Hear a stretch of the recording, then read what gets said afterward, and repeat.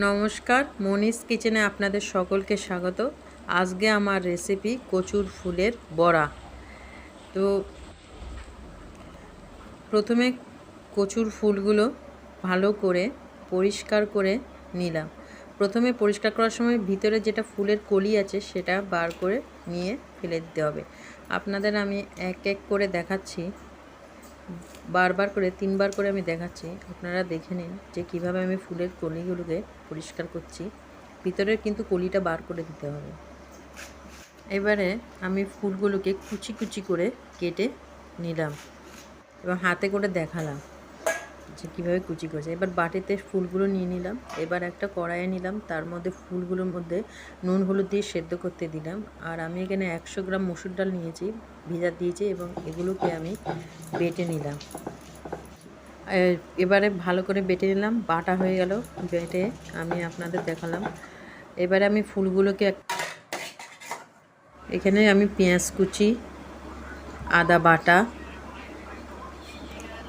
কাঁচা লঙ্কা কুচি আর বাটা মসুর ডালগুলো দিয়ে দিলাম। একটু হলুদ গুঁড়ো, 1 চামচ মতো ধনে গুঁড়ো, লঙ্কার গুঁড়ো, স্বাদ মতো নুন,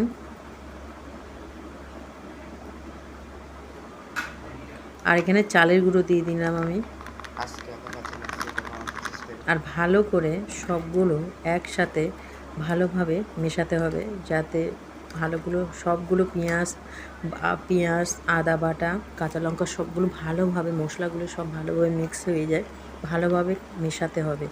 এবার কড়াইয়ে তেল গরম করে এক এক করে বড়াগুলোকে আমি ছেড়ে দিলাম। এবার তেলের মধ্যে ছেড়ে দিলাম। সবগুলো বড়া আমি দিয়ে দিলাম।